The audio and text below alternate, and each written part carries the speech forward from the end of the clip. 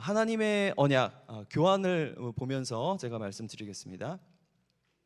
하나님의 언약, 인간의 최고 행복은 하나님과 사귀는 것에 있다. 우리의 사귐은 아버지와 그의 아들 예수 그리스도와 더불어 누림에 있다. 하나님은 사람을 자기 형상대로 지으셨고 만물 위에 하나님의 대리자로 세우셨다. 하나님은 창조자와 피조물의 단순한 관계를 넘어 아버지와 자녀의 관계가 되기를 원하셨다. 이것은 전적으로 하나님의 은혜이고 하나님의 뜻이다. 창조자이신 하나님께서 사람에게 친히 내려오셔서 아버지와 자녀의 관계를 맺으시는 데 있어 그 방식은 언약이다. 언약이라는 말은 창세기에 25번이나 발견이 되고 창세기 외에 모세오경, 시편, 선지서들에서도 수없이 많이 등장한다. 신약에서도 언약이라는 단어는 매우 분명하게 나타난다. 예수님은 이자는 내 피로 세우는 새 언약이니 라고 말씀을 하셨고, 바울은 하나님께서 이스라엘 족속들에게 주셨던 축복들을 열거하면서 그들에게는 양자됨과 영광과 언약들이 있다고 하였다. 성경의 언약은 모든 축복이 인간에게 임하는 근원이 무엇인가를 밝혀주며 그 축복들이 인간에게 흘러가는 통로 그리스도를 알려주고 있다. 이 하나님의 언약이라는 것이 이제 성경을 관통하는 이제 주제 중에 하나입니다. 그래서 하나님의 나라도 성경을 관통하고 있고, 또 하나님의 임재, 그다음에 하나님의 통치, 하나님의 영광, 이러한 정말 그 성경 전체를 아우르는 주제가 있는데, 그 중에 하나가 하나님의 언약이라고 말씀드릴 수가 있어요. 그래서 여러분, 성경을 한번 그 엑기스를 짜낼 수 있다고 한다면, 만약에 성경을 짤 수 있다면 한번 짜내고, 그리고 나서 그 짜낸 것을 엑기스를 또 한번 짜요. 그리고 한번 또 짜요. 그리고 계속 짜고 또 짜면은 뭐가 나올까요? 예전에 우리 어머님이 저 한약 다려주실 때 그 약탕기에 이렇게 부채질 하시면서 다려주셨거든요. 그리고 나서 나중에 이제 면포에다가 이제 짜시거든요. 근데 성경을 그렇게 짤 수 있다고 하면 성경에서의 단 한 사람의 이름이 나오거든요. 누굴까요? 예수님이죠. 예수님의 이름이 나옵니다. 예수님의 이름이 나와요. 근데 성경은 구약과 신약으로 되어 있잖아요. 구약이 무슨 뜻이에요? 옛 언약. 신약은 새 언약이라는 뜻이에요. 그러니까 예수님이 오실 것을 약속하는 것이 구약이고, 그리고 오신 예수님, 그리고 다시 오실 예수님에 대해서 약속하는 것이 신약입니다. 그래서 오실 메시아에 관한 약속이 구약이고, 다시 오실 메시아에 관한 약속이 신약이에요. 그러니까 그리스도의 십자가의 이 사건은 초림뿐만 아니라 예수님의 재림까지도 포함하고 있는 것이죠. 그래서 우리는 이제 오후 예배 때도 말씀을 들었었는데, 이미와 아직이라는 이 시간 사이에 있습니다. 그래서 초림은 이미 왔지만 재림은 아직 오지 않았죠. 그러니까 종말은 시작이 되었지만 아직 종말이 완성이 되지는 않았습니다. 그래서 예수님의 십자가의 구속은 몸의 구속까지 포함되는 것입니다. 영혼만 구원을 받는 것이 아니고 우리의 몸의 구속까지도 포함되어 있어요. 그러니까 재림 때에 영광스러운 예수님의 몸과 같이 부활의 몸을 입게 될 것입니다. 그러니까 우리에게는 아직 성취되지 않은 약속이 있는 겁니다. 그래서 몸의 부활, 또 새하늘과 새 땅, 그리고 하나님의 완전한 통치, 또 죄의 제거, 또 악의 세력의 제거, 그리고 하나님을 얼굴과 얼굴로 마주보는 듯한 그런 친밀한 관계가 아직 우리가 남아 있어요.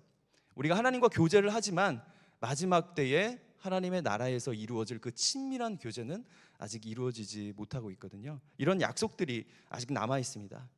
다시 말하면 우리는 이미와 아직 사이를 살고 있는데, 성취된 약속과 성취될 약속 사이를 우리가 살고 있는 거라고 말씀드릴 수가 있습니다. 그러니까 언약 백성이라는 거죠. 약속을 기다리고 있으니까 우리도 언약 백성이에요. 저 이스라엘 백성만 언약 백성이 아니고 우리도 언약 백성이에요.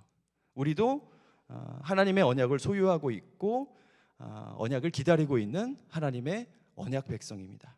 그래서 이 마음속에 약속이 있다는 것은 그 가슴 떨리는 일이 아니겠어요? 약속이 있다는 것은 우리로 하여금 뭔가 기대감이 있고 또 설레감이 있잖아요.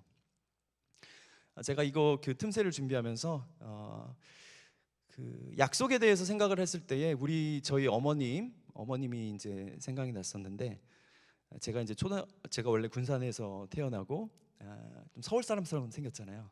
네, 근데 제가 전라도 그 군산에서 태어났는데 초등학교 2학년 때 이제 익산으로 이사를 갔거든요. 근데 아버지 일 때문에 이사를 가셨는데, 그때 이제 이사를 가면서 어머님이 굉장히 좋아하셨던, 그러니까 어렸을 때는 어머님이 그렇게 좋아하는 걸 뭐 기억을 못 하겠지만 제가 기억하는 그 어렸을 때 모습이 어머님이 굉장히 좋아하셨었거든요. 근데 왜 그러냐면 이제 그때 익산으로 이사 가시면서 처음으로 집을 사신 거예요. 처음으로 집을 사셨어요. 백이동 204호 이 집을 사셨어요. 근데 뭐 결혼하셔서 처음에 뭐 월세 또 이렇게 몇 번 이사 다니시고 또 전세 하시고 하다가 이제 이사를 하시게 됐는데, 어머니가 그러셨거든요. 이사 날을 앞두고 제위야, 우리 집이 생긴다, 이렇게 저한테 너무 좋아하셨던 그런 기억이 나요. 그래서 얼마나 좋으셨는지 그 박스를 구해다가 어머님이 그 이삿짐을 다 포장을 하셨어요. 옛날에는 포장이사가 없었잖아요. 그래서 이삿짐을 다 포장해가지고 뭐 방마다 뭐 거실마다 막 이렇게 박스들이 막 쌓여 있었던 그런 기억이 나거든요. 근데 아버지는 어디 계셨는지 하나도 안 도와주시고 어머니 혼자 다 싸셨었어요. 그러니까 그 약속한 날이 돌아오잖아요. 어머니한테는 그 약속이라는 것은 또 흥분되고 또 기쁨이 있고 또 설레는 그런 날인 것 같아요. 그래서 이 약속이라는 것은 그냥 성경 속에만 있는 것이다 라고만 생각을 하면 별 감흥이 없는데, 이 약속이 내 거다라는 생각을 하게 되면 실질적으로 우리에게 다가오는 것 같아요. 그래서 모세도 기도를 참 잘하잖아요. 그리고 솔로몬도 정말 기도를 잘 하는데 성전 봉헌을 정말 솔로몬이 기가 막힌 기도를 하고, 또 금송아지를 우상 숭배했을 때 모세가 중보기도를 정말 기가 막히게 하거든요. 근데 이제 금송아지를 섬겼을 때 모세가 중보기도를 할 때 아브라함과 이삭과 야곱에게 하신 언약을 기억하세요라고 하나님의 발목을 팍 붙잡는 거죠. 그런데 그때 보통 우리가 알고 있기는 아브라함과 이삭과 야곱이잖아요. 이게 한 세트 아니에요? 근데 아브라함과 이삭과 이스라엘에게 하신 약속을 기억하라 그래요. 그러니까 이스라엘이라는 건 뭐예요? 언약 백성의 대표를 말하는 거잖아요. 그러니까 야곱이라고 표현을 안 하고 이스라엘에게 한 약속을 기억하라라고 하면서, 아니 하나님 지금 이렇게 죽이면 다 진멸하면 애굽 사람들이 뭐라고 하겠습니까? 하나님 당신의 약속을 꼭 지키셔야 됩니다 하면서 하나님의 발목을 꼭 붙드는 것을 볼 수가 있어요. 그리고 성전 봉헌을 하면서 솔로몬이 성전 기도를 하는데 첫 마디가 그거예요. 하나님은 당신의 종에게 하신 약속을 지키시는 분입니다 라는 이 첫 마디를, 그러니까 기도의 첫 마디가 이거거든요. 그러니까 이 약속이라는 것은 무엇이냐면은 이스라엘 백성이 만약에 적국의 포로로 잡혀갔었을 때 그들이 회개하고 하나님께 돌아오겠다고 회개한다면 하나님께서 그들을 돌이켜서 다시 이스라엘로 돌아오게 해주세요라고 이제 참 놀라운 기도들, 미래를 예언하는 듯한 그런 기도들까지 하게 되는데, 이때 제가 말씀드리고 싶은 거는 이 솔로몬의 첫 기도가 그거예요. 하나님, 당신은 당신의 종들에게 하신 약속을 지키시는 분입니다라고 딱 시작을 하고 기도를 하거든요. 그러니까 하나님 입장에서는 어때요? 옴짝달싹 못하는 그런 기도가 아닐까 저는 생각을 하고 있습니다. 그래서 솔로몬도 이 모압 언약 신명기 30장에 근거한 하나님의 그 언약을 바탕으로 이제 기도하는 것을 볼 수가 있습니다. 자, 그래서 우리도 이 주님의 약속들이 실제 내 것이다라는 생각과 이 믿음을 가지고 마치 아무도 모르는 뭔가 비장의 카드를 마음속에 품고 있는 사람처럼 하나님의 약속을 가져다 쓰면 우리들도 실제적으로 이 하나님의 약속이 피부로 다가올 것 같아요. 그래서 제가 요즘 하나 꺼내 쓰는 카드가 하나 있는데 고린도전서 4장 20절 말씀이에요. 하나님의 나라는 말에 있지 아니하고 오직 능력에 있음이라. 이 말씀 제가 꺼내서 쓰고 있는데, 우리는 능력이 없잖아요. 저도 능력이 없는데 이 카드를 볼 때 또 묵상할 때 저에게 없던 힘과 또 은혜와 능력이 있는 것을, 솟아나는 것을 느끼게 되거든요. 그러니까 이 하나님의 약속을 모세와 또 다윗과 또 솔로몬 이런 사람들처럼 우리들도 뭔가 비장의 카드처럼 하나님 앞에 그렇게 가져다 쓰면 우리도 그들처럼 그렇게 능력 있는 신앙인이 될 수 있을 것이다고 저는 생각을 하고 있습니다. 여러분도 그렇게 카드를 쓰듯이 한번 약속을 한번 꼭 한번 써보시길 바랍니다. 자, 그리고 계속 읽겠습니다. 하나님의 언약 신학은 구속사적 관점에서 보면 언약들은 개별적인 사건이 아니라 하나님께서 자기 백성을 구원하시기 위해 점진적으로 계시를 발전시켜 나아가는 하나님의 큰 흐름이다. 서로 연속성을 가지고 신약을 향해서 유기적으로 발전해 나아간다. 가장 먼저 창조 사건이 있다. 그 다음으로는 타락이 들어오게 되고 원복음 사건이 나온다. 그 다음에는 순차적으로 노아 언약, 아브라함 언약, 모세 언약이 등장한다. 모세 언약 안에는 시내산 언약, 모압 언약 두 가지가 포함된다. 그 다음에는 다윗 언약과 새 언약이 순차적으로 오게 된다. 이 모든 사건들은 사실 창조 사건이 이루어져 가는 과정이다. 연속성을 가진다. 하늘과 땅을 창조하신 사건은 새 하늘과 새 땅을 창조하시는 새 창조 사건으로 마무리되며 그 안에 모든 사건들은 창조 사건을 회복시키고 완성하시는 과정이다. 그러니까 여기 첫 부분에 이 언약들이 개별적인 사건이 아니라고 얘기를 하죠. 그러니까 아브라함 언약이 있고 노아 언약이 있고 뭐 다윗 언약이 있고 모세 언약이 있는데 이 언약들이 하나하나 따로따로가 아니고 이 서로 간에 이 언약들이 연결이 되어 있다, 연속성을 가지고 있다라는 거를 말씀을 드리는 것이에요. 그래서 뭐 이제 보시겠지만 원복음 여자의 후손이 나오는데 이 여자의 후손이 이제 노아로 이어지고 그 다음에 이제 노아 언약 같은 경우에는 창조 기사와 굉장히 연관이 많이 있습니다. 그리고 이 여자의 후손이 아브라함 후손, 아브라함의 자손과 연관이 깊은 관계도 있죠. 그리고 창세기 2장에서 이 선악을 알게 하는 나무를 먹는 날에는 너희가 반드시 죽을 것이다 라고 말씀을 하시잖아요. 그런데 죽이지 않으시죠. 은혜를 베풀어 주시잖아요.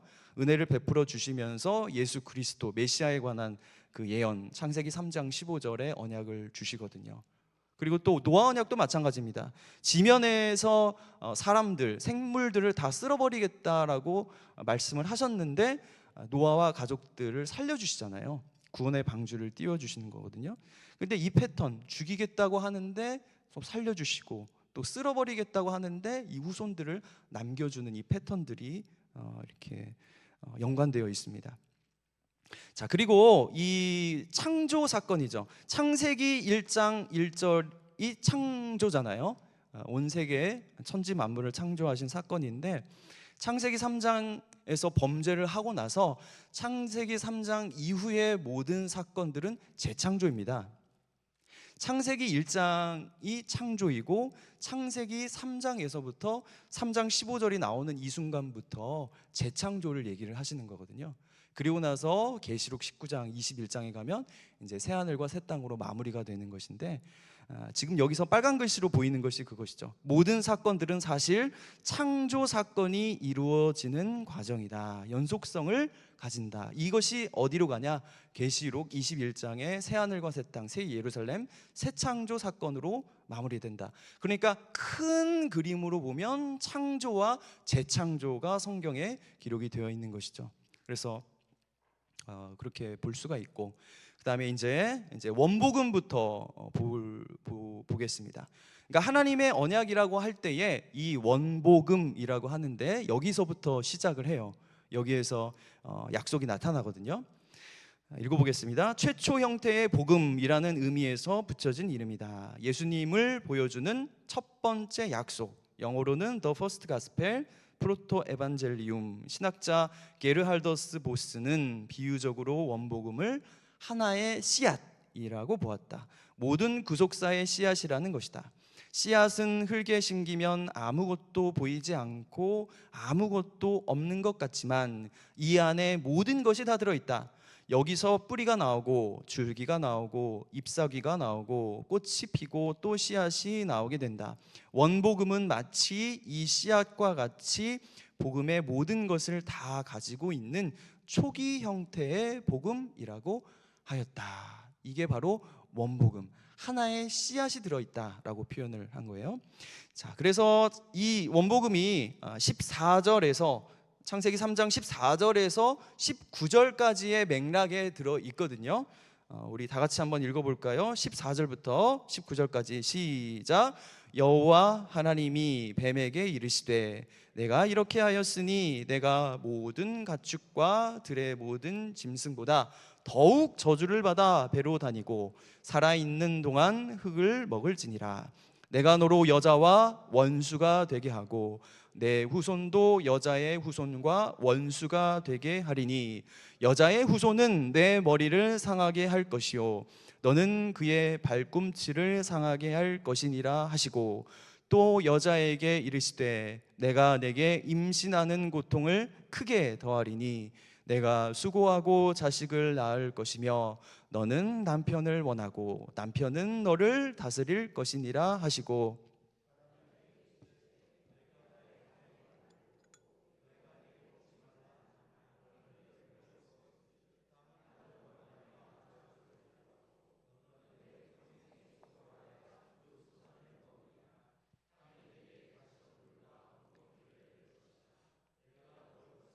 밭의 채소인즉 내가 흙으로 돌아갈 때까지 얼굴에 땀을 흘려야 먹을 것을 먹으리니 내가 그것에서 취함을 입었음이라.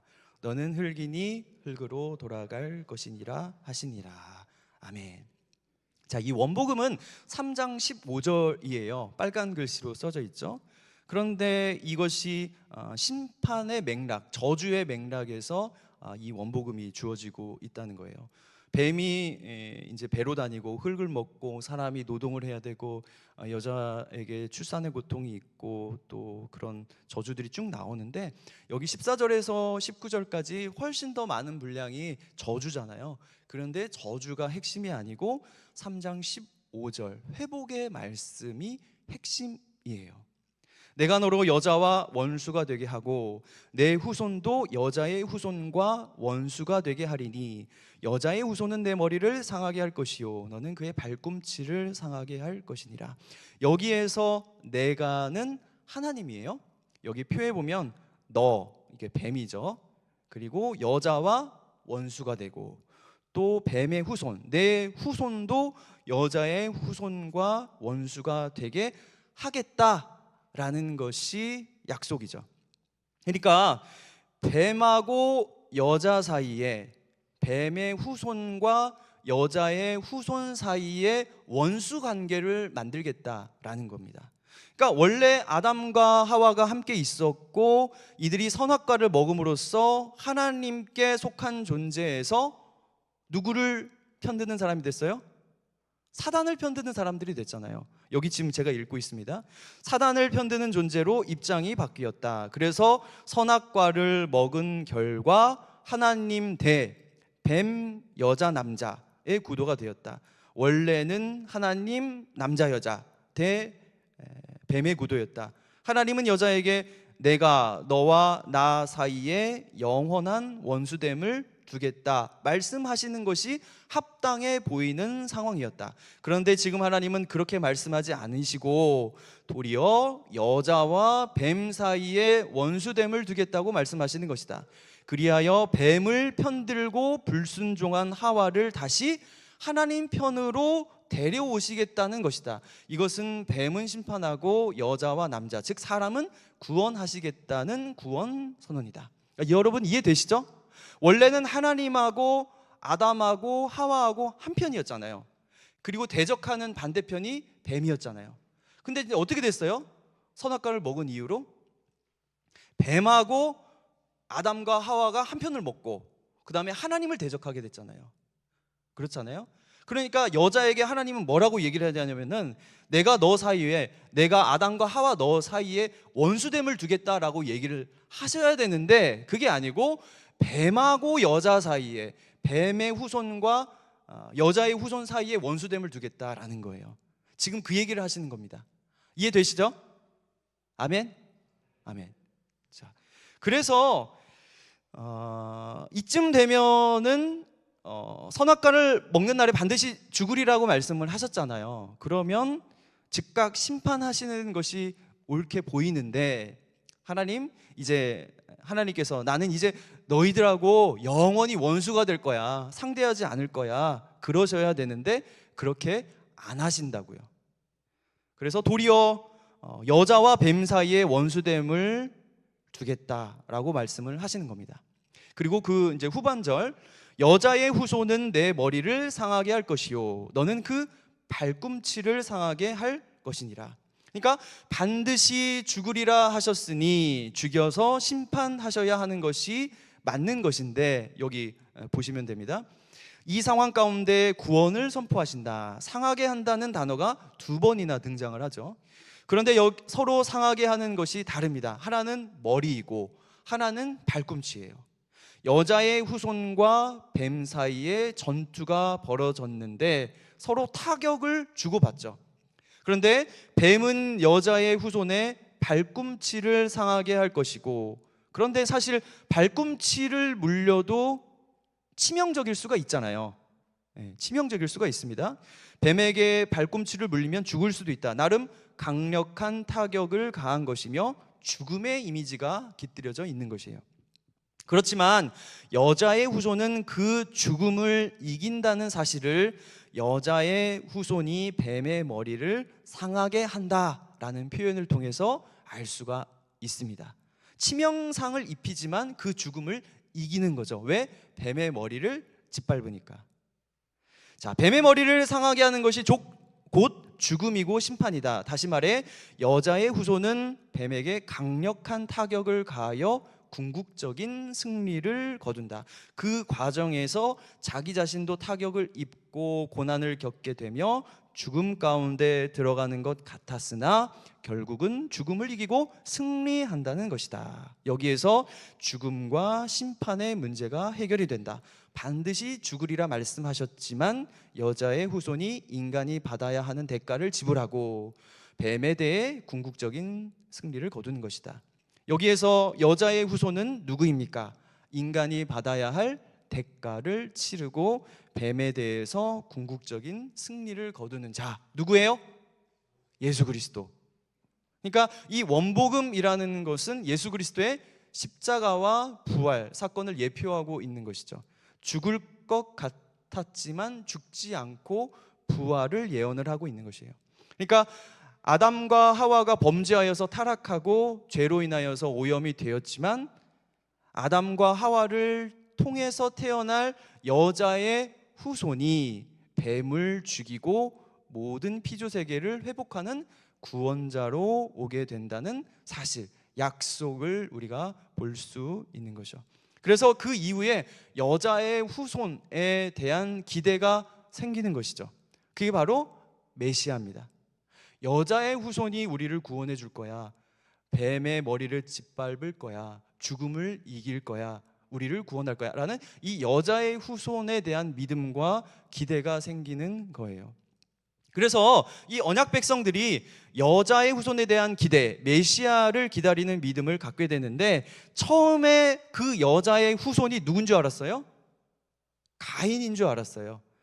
그러니까 가인을 낳고 뭐라고 하냐? 창세기 4장 1절에 보면 아담이 그의 아내 하와와 동침하매 하와가 임신하여 가인을 낳고 이르되 내가 여호와로 말미암아 등남하였다.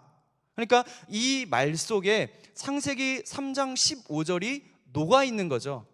아, 하나님이 말씀하신 그 후손을 내게 주셨구나.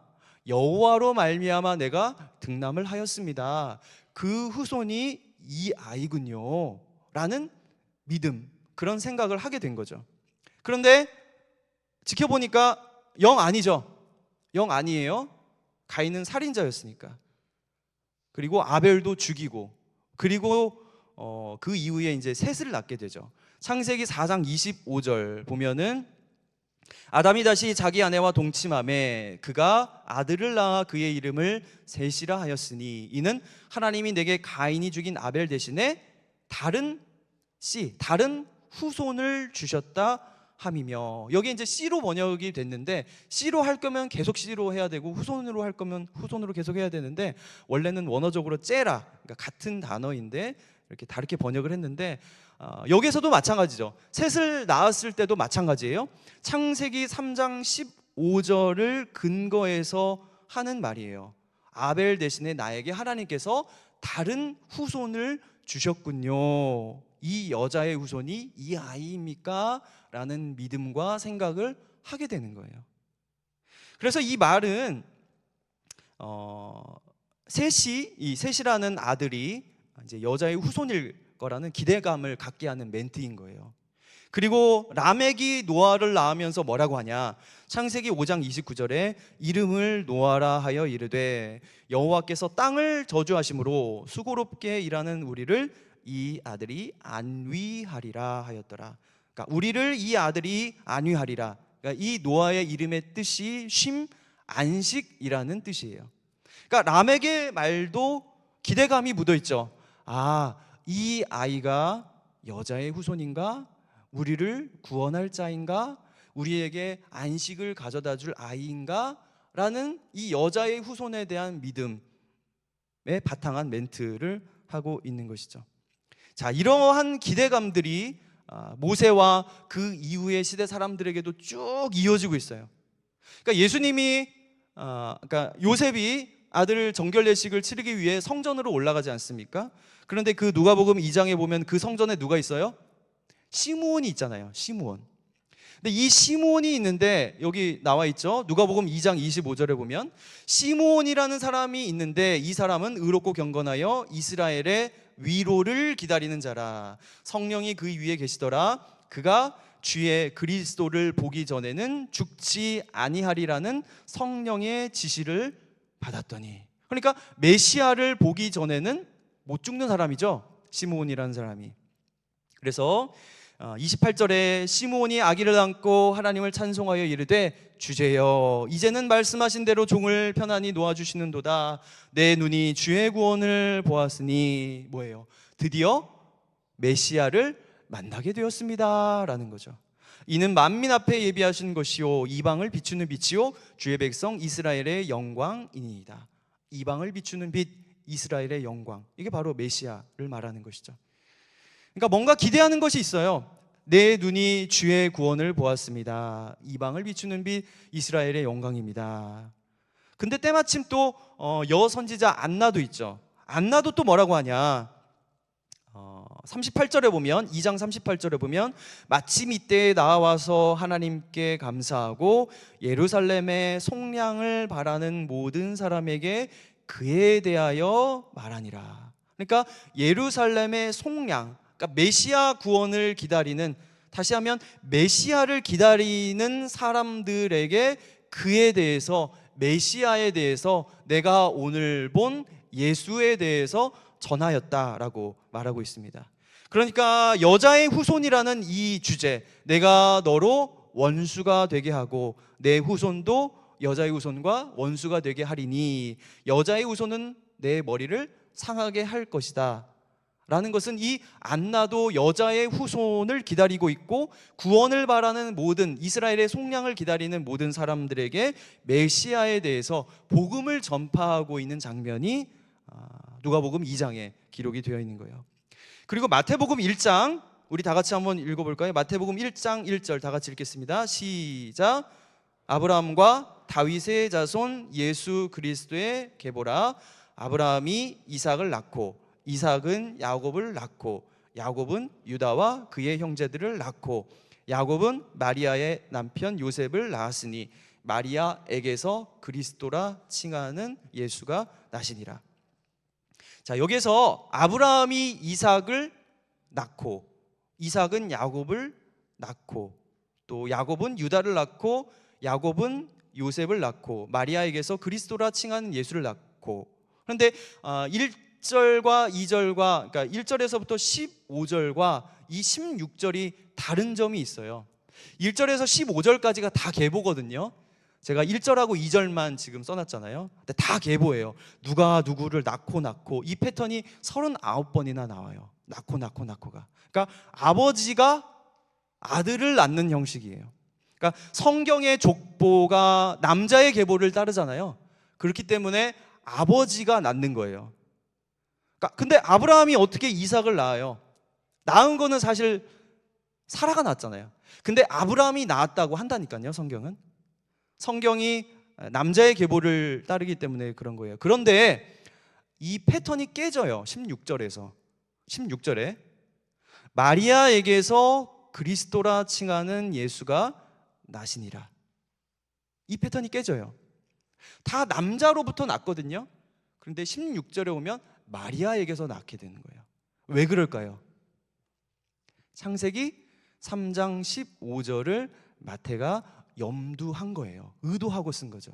그러니까 그 여자의 후손이 그다. 예수님이 창세기 3장 15절에 사단의 머리를 깨트릴 구원자다. 우리의 메시아다. 언약의 성취로서 오신 분이다. 그가 바로 여자의 후손 메시아다 라는 것을 알려주기 위해서 15절까지 오는 패턴을 깨고 여자에게서 나는 패턴으로 바뀌는 것이죠. 자, 따라서 이 원복음으로부터 비롯된 첫 번째 여자의 후손은 셋이죠. 가인은 살인자였고 아벨은 가인한테 죽임을 당하고 그 다음에 셋이에요. 그러니까 이 셋으로부터 계속해서 그 다음 구원 역사를 이어나갈 후손들이 등장하게 된다. 그래서 노아가 나오고 아브라함이 나오고 이삭과 야곱을 거쳐서 이스라엘 민족이 나오고 그 중에서 유다 지파 중에 다윗이 나오게 된다. 이 모든 인물들이 다 여자의 후손이다. 다만 이들은 부분적인 성취일 뿐이다. 궁극적이고 종말론적인 성취는 오직 한 분, 우리 구주이시고 성육신하신 하나님의 아들 예수 그리스도이시다. 원복음은 우리에게 구약 성경의 해석의 기초 원리를 가르쳐 준다. 원복음 이후 등장하는 노아 언약이나 아브라함 언약, 다윗 언약 등의 본문을 읽을 때 단순하게 도덕적, 윤리적 읽기에 그쳐서는 안 된다. 가장 중요한 해석의 기초 질문은 여자의 후손이 누구인가를 따라가면서 읽어야 돼요. 그리고 그 여자의 후손은 어떻게 하나님의 나라를 회복하게 될 것인가?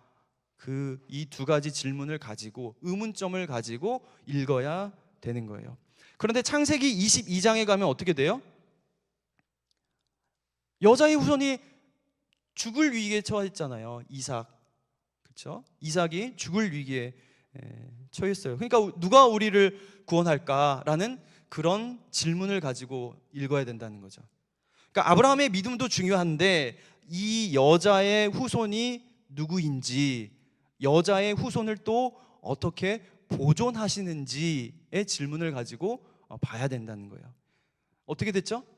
이 여자의 후손 대신에 순양이 대신 죽임을 당했잖아요. 이게 바로 예수님에 대한 예표인 것이고 하나님께서 그렇게 여자의 후손을 보존시켜 주십니다.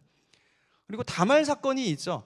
다말은 왜 그렇게 후손을 이으려고 창기로 변장하면서까지 씨를 받으려고 하나? 근데 유다가 다말을 두고 그녀가 나보다 옳다 그랬거든요. 옳다. 근데 옳다가 영어로 righteous예요. 그러니까 의롭다라는 얘기거든요.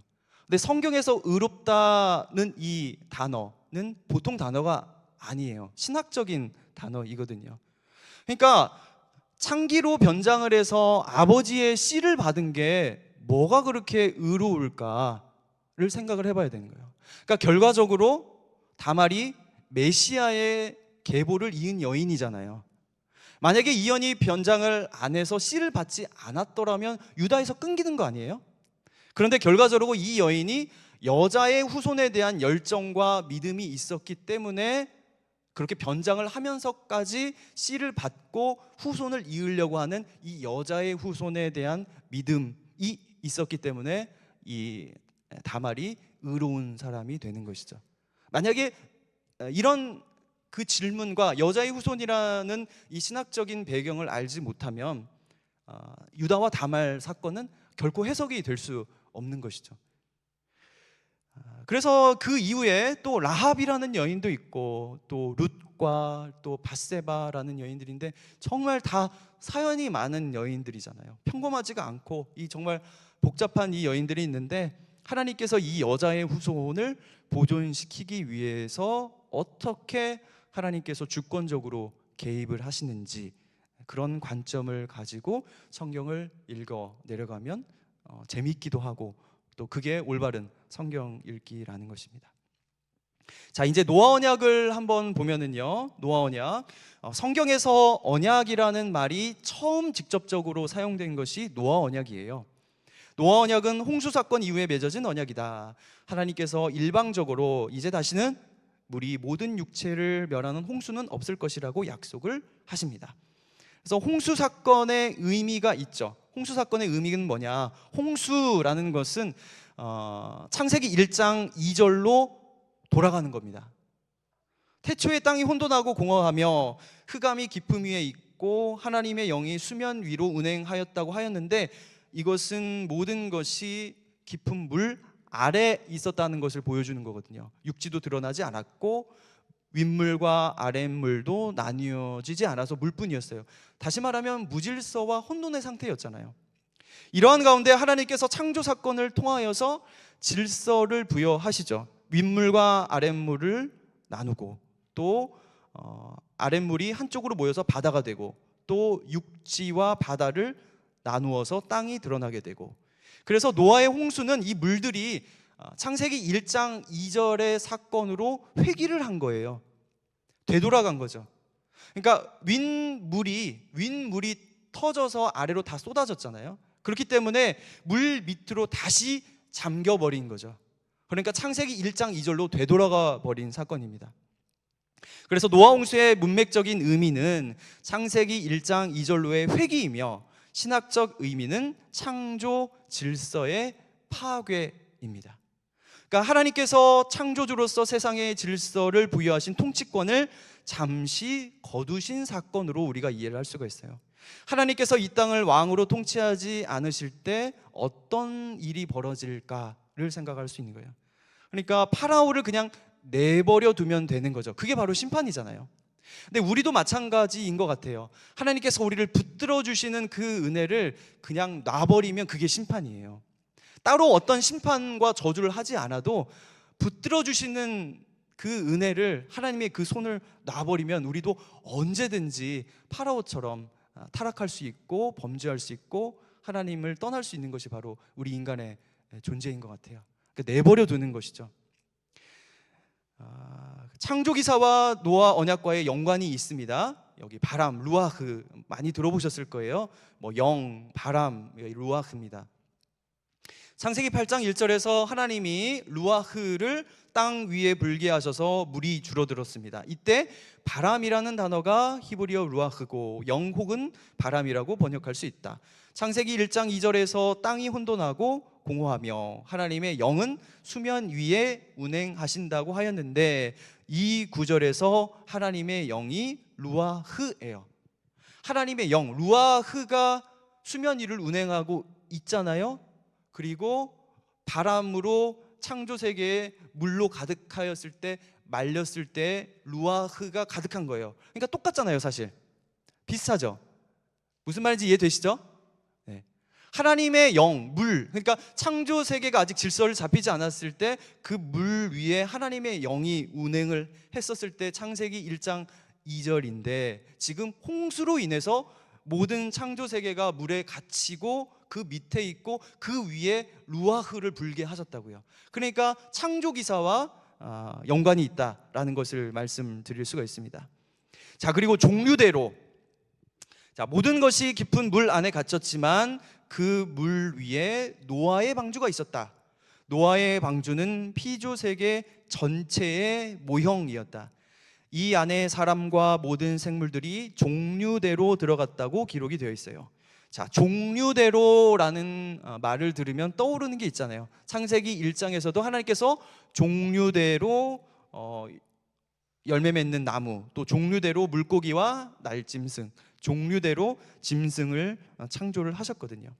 그래서 이 피조 세계의 종류대로 방주 안에 보존하신 것이죠.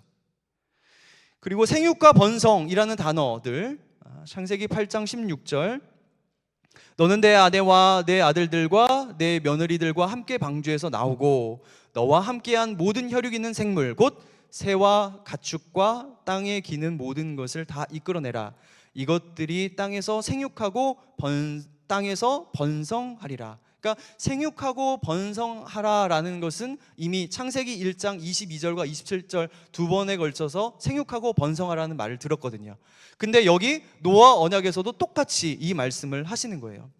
그리고 창세기 9장 1절에 가면 여기에서도 이제 비슷한 부분들이 나타나는데, 하나님이 노아와 그 아들들에게 복을 주시며 그들에게 이르시되 생육하고 번성하여 땅에 충만하라 라고 하는 것이에요.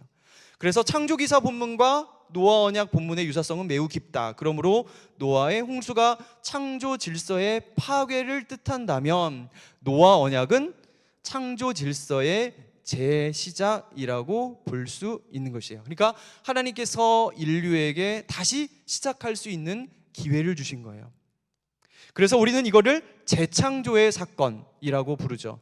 창조 질서가 재시작되고 창조 명령이 성취될 수 있도록 다시금 기회를 주셨다는 것을 뜻하게 됩니다. 자, 노아 언약의 속성은 보편성이죠. 자, 노아 언약의 대상은 아브라함의 후손, 다윗의 후손이 아니라 인류 전체입니다. 인류 전체고 온 창조 세계 전체예요. 우리 9장 9절부터 11절까지 다 같이 한 목소리로 읽겠습니다. 시작. 내가 내 언약을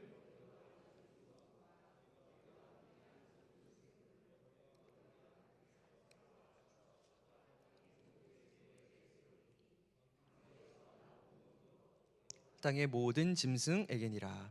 내가 너희와 언약을 세우리니 다시는 모든 생물을 홍수로 멸하지 아니할 것이라. 땅을 멸할 홍수가 다시 있지 아니하리라. 자, 노아 언약은 모든 생물입니다. 모든 사람이에요. 그리고 땅과 피조물 전체입니다. 그러니까 다른 종교를 가진 사람도 모든 인류, 하나님께서 창조의 보존 아래에 살고 있다는 것을 노아 언약을 보면 알 수가 있는 것이죠.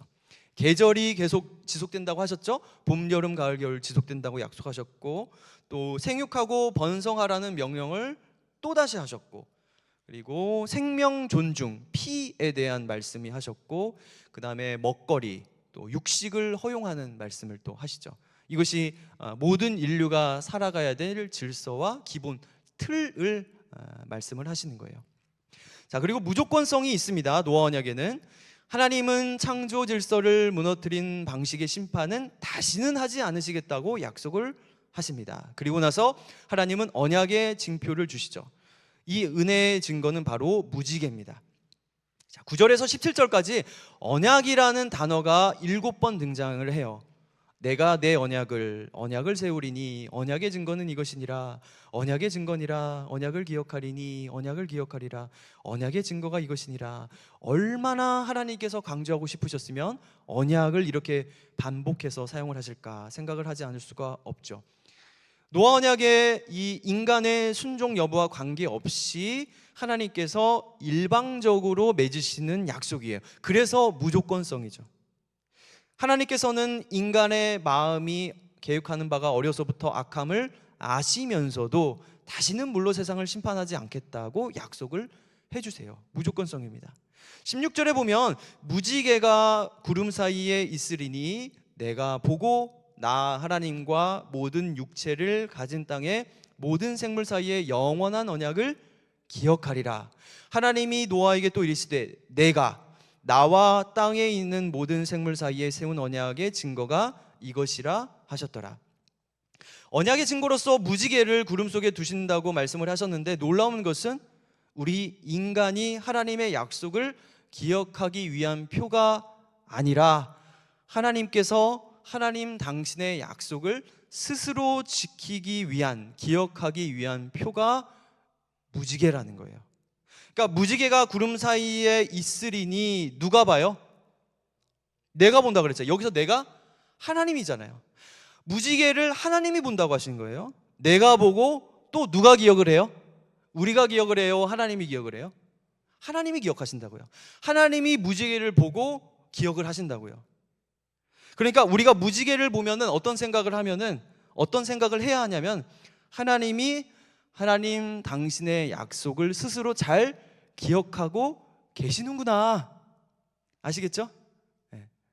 물론 우리가 무지개를 보며 생각할 수도 있겠지만, 말씀에 의하면 그 무지개라는 것은 하나님께서 하나님 당신의 약속을 스스로 기억해내고 계시는구나 라는 것을 우리가 알 수 있다는 것입니다. 자, 노아 언약의 의미, 원복음에서도 보았듯이 심판의 자리에서 은혜의 약속을 해주시는데, 이와 똑같이 노아 언약에서도 인류가 잘못해서 심판을 받아야 할 상황에서 재창조의 역사를 이루신다. 창세기 1장 2절로 회귀하였는데 그 위에 무엇이 떠 있는가? 구원의 방주가 떠 있다. 죄가 관영하여 다 죽어야 하는데 하나님은 노아에게 방주를 짓도록 하시고 구조와 재질, 설계도, 탑승 시기, 탑승 대상 등 다 알려주신다. 방주 안에 모든 생물이 다 들어가 있다. 피조 세계의 압축이다. 그리고 이 방주에 사람과 생물들이 번성하여서 창세기 1장의 창조 세계를 다시 시작할 수 있게 하신다. 방주 안에 종류대로의 생물들이 다 들어가 있잖아요. 그러니까 다시 시작할 수 있는 거죠. 자, 그리고 무지개로 번역된 히브리어는 케쉐트라는 단어입니다. 이 단어는 무지개로 번역이 되고 활로도 번역을 할 수가 있습니다. 그러니까 반원 모양의 무엇인가가 땅에 걸려 있으면 무지개지만, 사람의 손에 반원 모양의 어떤 기구가 들려 있으면 그게 활이잖아요. 활 모양이 됩니다. 그래서 하늘과 땅 사이에 걸쳐 있는 무지개가 활 모양이잖아요. 캐셔트잖아요. 그래서 이 커다란 활이 하늘을 향해 휘어져 있는데, 여기에 화살을 걸면 어디로 날아가게 돼요? 하늘로 날아가게 되잖아요. 하늘로. 자, 그 의미는 무엇이냐면, 하늘에 계신 하나님께서 이 언약의 성취를 책임지시겠다는 증거이자 보증이다라는 것입니다. 그러니까 무지개가, 활 모양처럼 떠 있는데 그 활이 하나님을 향하고 있기 때문에 하나님께서 당신의 약속을 지키시겠다는 보증이 된다는 거예요. 그런데 제가 사실 이 해석을 들었을 때 좀 오바다, 이건 좀 오바다, 이거는 이렇게까지 해석을 해야 되나라고 했는데, 뭐 게알더스 보스나 뭐 메로디스 클라인 이런 대가들이 이거와 비슷하게 해석을 해요. 근데 그럼에도 불구하고 이건 좀 오바다, 그게 뭐 무지개가 활인데 활이 하나, 이게 좀 난 오바다라고 생각을 했었거든요. 근데 어느 순간에 제가 이 해석이 맞다는 생각을 하게 됐어요. 왜냐하면 이 9장 9절에서 17절까지 언약이라는 말이 등장할 때마다 내가라고 말씀을 하시거든요. 내가. 자, 9장 9절 볼까요? 내가 내 언약을 너희와 너희 후손과. 11절 내가 너희의 언약을 세우리니. 12절 하나님이 이르시되 내가 나와 너희와 및 너희와 함께하는 모든 생물 사이에 대대로 영원히 세우는 언약의 증거는 이것이니라. 13절 내가 내 무지개를 구름 속에 두었나니 이것이 나와 세상 사이의 언약의 증거니라. 15절 내가 나와 너희를 및 육체를 가진 모든 생물 사이에 내 언약을 기억하리니. 16절 무지개가 구름 사이에 있으리니 내가 보고 나 하나님과 모든 육체를 가진 땅의 모든 생물 사이에 영원한 언약을 기억하리라. 그러니까 무지개라는 것은 하나님께서 지키실 언약의 보증이구나, 책임이 하나님께 있구나라는 언약의 이 무조건성을 강조하고 있어요. 내가 지키겠다. 내가 계속 내가라고 하고 있거든요. 그러니까 활이 하나님을 향하여서 쏘고 있다는 것도, 이 해석도 그렇게 무리는 아니다. 그리고 맞을 수도 있겠구나라는 제 안의 마음에 확신이 왔어요. 어떠세요? 여러분 이 해석이 맞는 것 같아요? 무지개가 활 모양이기 때문에 그 활이 하나님을 향하고 있기 때문에 하나님께서 그 약속을 지키셔야 한다. 이 해석. 그래서 제가 말씀드렸잖아요. 무지개가 내가 보고 그 무지개가 하나님의 언약을 내가 기억하겠다라는 보증이 무지개예요. 그러니까 어떻게 보면 우리하고는 조금 상관이 없는 거죠. 하나님이 당신의 약속을 지킨다고 하셨으니까. 그리고 언약이라는 말이 나올 때마다 내가라는 말을 계속 지속하는 걸 보면 하나님께서 그 약속을 지키시겠구나라는 그런 확신이 드는 것 같아요. 마무리를 좀 하면서 세상 사람들을 두 부류로 나눌 수 있을 것 같아요.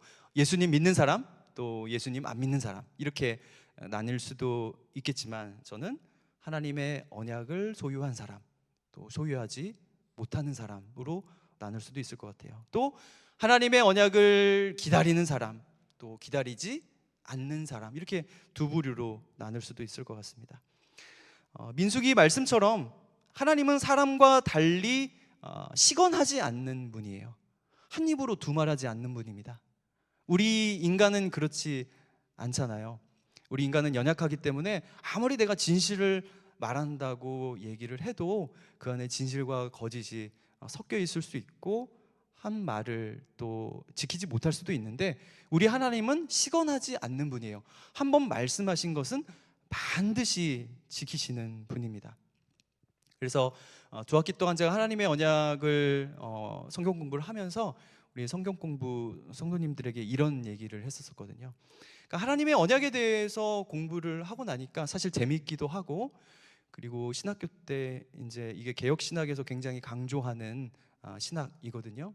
꼭 알고 지나가야 되는 신학인데, 이 하나님의 언약에 대해서 제가 공부를 하고 나서 제 나름대로 어떤 그 결단을 하게 됐냐면, 하나님이 약속을 이렇게 잘 지키시는 분이니까 나도 약속을 잘 지키는 사람이 되어야겠다라는 그런 결단을 했었어요. 그러니까 물론 어길 때도 많고 지키지 못할 때도 많지만, 제가 하나님의 언약을 공부하고 난 이전과 이유가 다른 게, 어지간하면 약속을 잘 바꾸지 않는 것을 좋아하고, 또 사람과 한 약속이라고 할지라도 그 약속을 소중하게 생겨야겠다, 소중하게 생각을 해야겠다라는 그런 결단을 하게 된 게, 제가 하나님의 언약을 공부하고 나서 제가 그런 생각을 하게 됐어요. 제가 새벽 설교에서도 잠깐 말씀을 드렸었는데, 결혼신학이라는 책이 있습니다. 결혼신학, 이게 존 파이버 목사님이 쓰신 책인데, 이 결혼이라는 것을 언약신학의 관점에서 쭉 풀어내고 있어요. 근데 이 책이 너무 좋거든요. 그래서 제가 이 책을 읽고 나서 제가 이 책을 좀 더 일찍 만났더라면 우리 부부 사이가 좀 더 좋았을 텐데 라는 생각을 할 정도로 너무 좋은 책이에요. 그런데 이번에 THM 수업을 듣는데 제가 놀란 게, 이 교수님이 저하고 똑같은 얘기를 했어요. 이분이 신혼부부 담당 목사님이신데 똑같은 얘기를 했어요. 결혼신학을 추천한다 하면서 내가 이 책을 조금 일찍 만났었더라면, 이 얘기를 똑같이 저하고 하셨었거든요. 그래서 제가 참 놀랐었는데, 핵심은 무엇이냐면 하나님께서 제정하신 이 결혼이라는 것은 사랑 이전의 언약 관계임을 드러낸다는 거예요. 그러니까 사랑해서 결혼을 하고 또 사랑이 식어지면 우리가 헤어지기도 하는데, 결혼은 사랑 이전의 약속이라는 거죠. 교회와 그리스도 간에 깨어질 수 없는 약속을 보여주는 것이 사랑이에요. 그래서 에베소서에서도 남편과 아내에 대해서 얘기를 할 때 그리스도와 교회에 대한 비유를 하거든요. 예수님은 죽기까지 사랑하셔서 교회의 언약을 지키시고 자신의 목숨으로 그 언약을 지키시거든요. 그렇듯이 이 결혼이라는 것은 그리스도와 그 신랑 되신 그리스도와 신부된 교회를 예표하고 결코 깨어질 수 없는 관계라는 것을 보여주는 것이 이 결혼이라는 것입니다. 약속에는 힘이 있는 것 같아요. 그래서 약속이 있는 사람은 인내할 수 있고 또 온유할 수도 있어요. 그리고 약속이 있는 사람은 우리 어머님처럼 또 기뻐할 수도 있는 게 바로 약속이 있는 것 같아요. 그래서 하나님의 언약은 이 신학적인 지식뿐만 아니라 삶의 능력이라고도 말씀을 드리고 싶습니다. 하나님의 무수한 약속들을 나의 것으로 소유한 사람은 필연적으로 하나님의 나라의 능력들을 맛보게 됩니다. 그래서 하나님 나라에서 있을 법한 능력들, 하나님의 평강, 아무것도 염려하지 않을 수 있어요. 약속이 있는 사람은 아무것도 염려하지 말고 다만 모든 기도와 간구로 너희 구할 것을 감사함으로 하나님께 아뢰라. 그리하면 모든 지각이 뛰어난 하나님의 평강이 그리스도 예수 안에서 너희 마음과 생각을 지키시리라. 이게 약속이 있는 사람들은 아무것도 염려하지 않을 수가 있고 하나님의 평강을 누릴 수가 있습니다. 또 이 세상 살아가면서 외로울 수 있잖아요. 그런데 약속의 카드를 꺼내는 겁니다. 어떤 카드냐? 볼지어다 내가 세상 끝날까지 너희와 항상 함께 있으리라. 아멘. 이 능력이, 약속이 있는 사람들은 우리 안에서 얼마든지 성취되고 또 보여지게 될 것입니다. 주님의 약속을 가지고 그 약속 안에서 평강을 또 누리고, 그리고 나와 언제나 항상 함께 하시는 주님의 능력으로 사시는 여러분과 제가 되기를 예수님의 이름으로 축원드립니다. 아멘. 기도하겠습니다.